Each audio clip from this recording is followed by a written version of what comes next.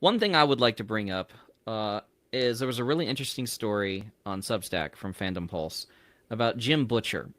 He opened up to a journalist about his mental health struggle, and uh, he went in pretty deep on some issues that he had. Actually, he wound up killing his main character at the end of one of his books, and he actually attributes it to his mental health at the time.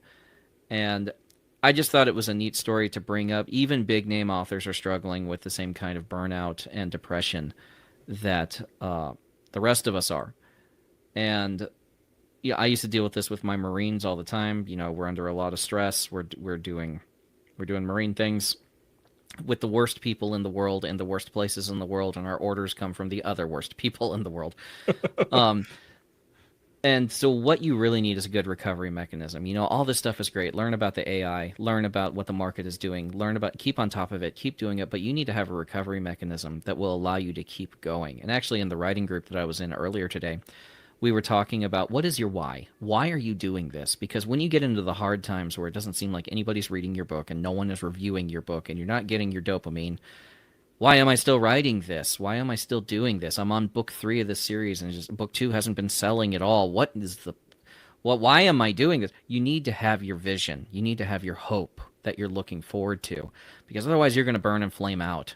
And I'm seeing that on social media all the time. Authors get to the hard part of authoring and they're burning out. And you can see, I mean, this big name author who has 20 book series and millions of people read it and love it, and he still falls into the same trap.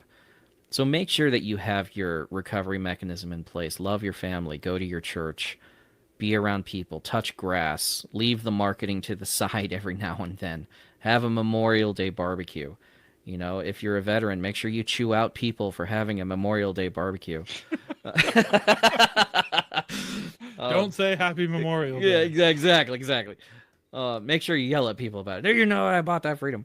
Um, but make sure that you are healthy.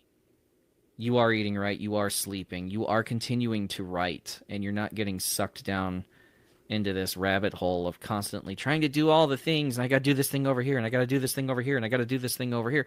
And eventually you're like, why am I doing any of this? So, my advice on this is make sure that you are completing your mission, but that you are also recovering enough to be able to do the mission the next day. Thomas, you want to say anything? I have an episode on this that I feel like is one of the most important episodes I ever recorded. And it's not a particularly popular episode, but I do recommend that everybody listen to it twice. Once right away and once when they're thinking about quitting. And the Mm. title is When to Quit Writing. And in this episode, I share a lot of like kind of hard truths about writing, like the fact that writing is hard work and that It most sucks. writers don't It make sucks. money. Uh, but I also give 5 questions if you're thinking about quitting to help you decide. And then I talk about when to quit, because we all quit eventually, right? We're all going to die, and most of us quit writing before we die. But sometimes we take a break, and sometimes we prune around to make writing a priority. And so I'll post a link to this in the chat. If I remember, I'll post a link in the show notes to this episode. But everything Jonathan is saying is very true, where you have to have your foundation under you. I'm actually thinking about doing an episode. I've been wanting to do an episode for a long time on the Pareto distribution, and I think I finally got a title for it that will get people to listen. And I'm not going to share that title because it's going to make people angry. But writing is not like being a plumber or an attorney, where most people make pretty good money. It's more like being an athlete or a musician, where most people lose money and a handful of people are millionaires.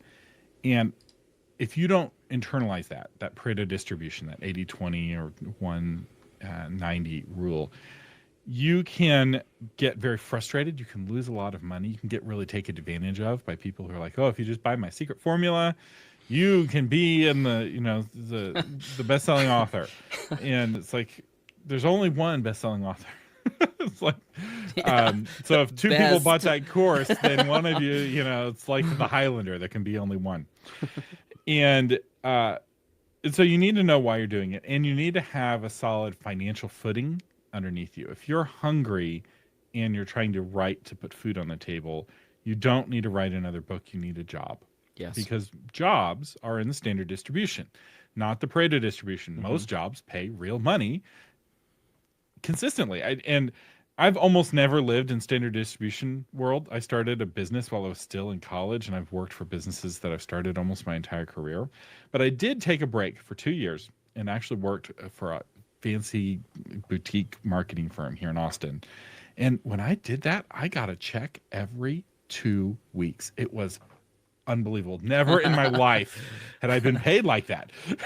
Because as a business owner, big ups and This big is downs. I amazing. learned how to keep money in savings, because just because you're having a good month doesn't mean the next month is going to be Right. good.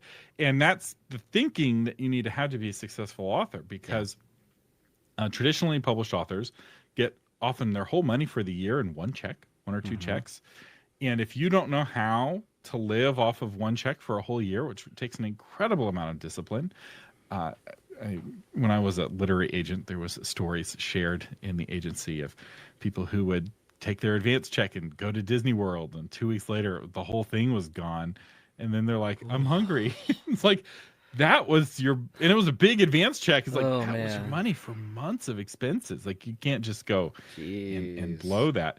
But if your thinking is, oh, it's a job, I'm going to get another one of these 2 weeks from now. That's not how advances work. That's not even how Right. royalties for indie authors work. Sure, you get paid more regularly as an indie author, but not all months are like launch month, right? Yeah. Most of your sales happen at the beginning, and then it trails off unless there's a some kind of black swan event. And so you need to have a solid foundation underneath you financially, and you need to have thought through these questions, because if you don't count the cost ahead of time, you can get yourself into trouble.